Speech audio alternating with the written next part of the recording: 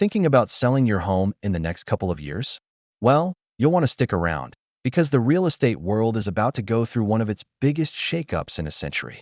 I'm talking about massive changes to how real estate agent commissions are paid, and it's all set to go into effect by 2026. This isn't just some minor tweak. It's a fundamental shift that will directly impact your bottom line as a seller. So, what exactly is changing, and more importantly, how can you prepare to make the most of it? Let's dive deep into the new rules of selling your home. First, let's break down the old way of doing things, the system we've all known for decades. Traditionally, when you listed your home, you'd agree to a total commission percentage with your listing agent, usually around 5 to 6% of the home's sale price.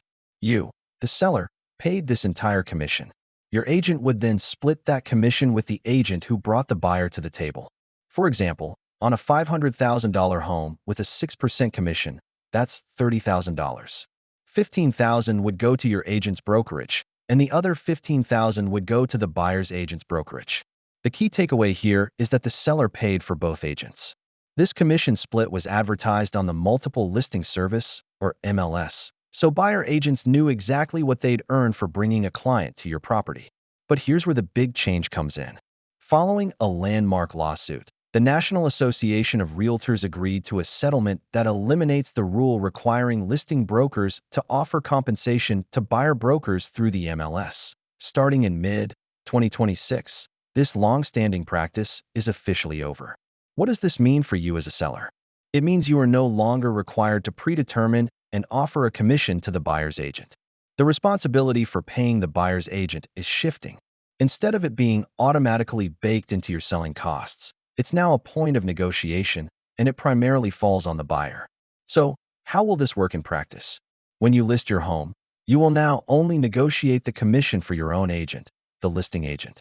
The buyer, on the other hand, will need to have a separate agreement with their agent, outlining how that agent will be compensated for their services.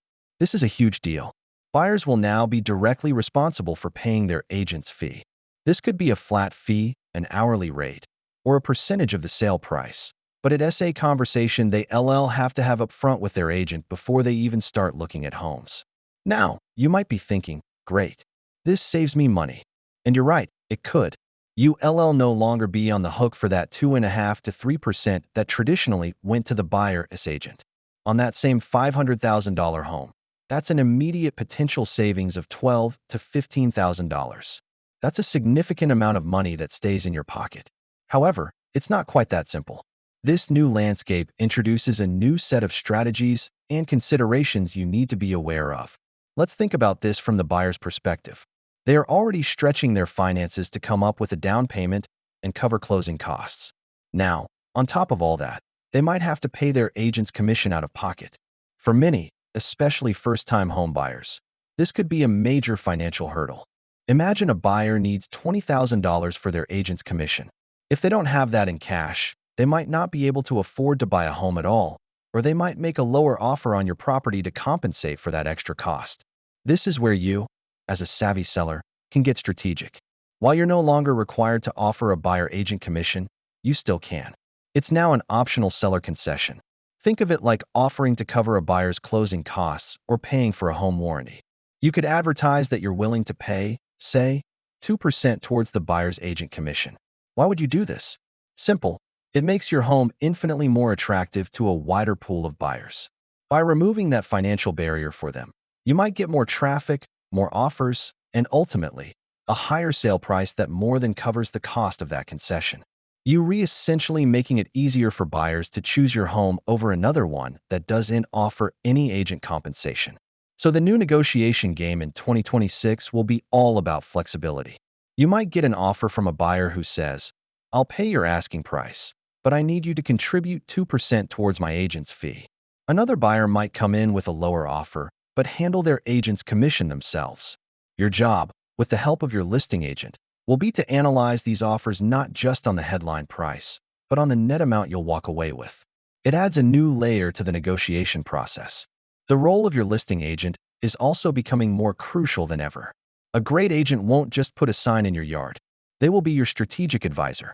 They'll help you price your home correctly in this new market, advise you on whether offering a buyer-agent commission makes sense for your specific property and local market conditions, and skillfully negotiate offers to maximize your net profit. The agent's value proposition is shifting from just marketing to being a sophisticated deal maker and financial strategist on your behalf. When you're interviewing agents, you should be asking them specifically about their strategy for navigating these new commission rules. How will they market your home to agents representing buyers? What's their plan for handling negotiations around agent compensation? Their answers will tell you a lot about their expertise. Another massive implication is transparency. For the first time, buyers will be acutely aware of what their agents are being paid and who is paying them. This will lead to more competition among buyer agents and potentially more varied service models. Some may offer tiered services for different fees. As a seller, this transparency can also work in your favor. When you do offer a concession for the buyer's agent fee, it's a clear and attractive marketing point. So, how can you prepare for 2026? First, start paying attention to your local market now. Are sellers starting to offer buyer-agent commissions as a concession? What are the typical amounts? Knowledge is power. Second, when the time comes to sell, have a detailed conversation with potential listing agents about their strategy. Don't just focus on the commission you'll pay them. Focus on their plan to get you the highest net proceeds. Ask for a net sheet for different offer scenarios, including those with and without a buyer-agent commission concession. Third, be flexible. The strongest offer might not be the one with the highest price, but the one with the best net terms for you. Be prepared to weigh different options. This change is all about giving consumers more choice and transparency. For sellers, it presents a fantastic opportunity to save money, but it requires a more strategic approach to marketing and negotiation.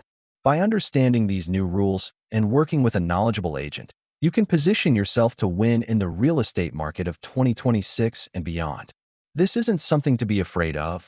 It's an evolution of the industry that, with the right preparation, can put more money right back where it belongs, in your pocket. Thanks so much for watching.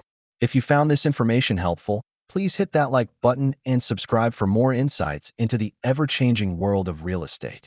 Selling a home is a big decision, and staying informed is the best way to ensure a successful and profitable sale. See you in the next video.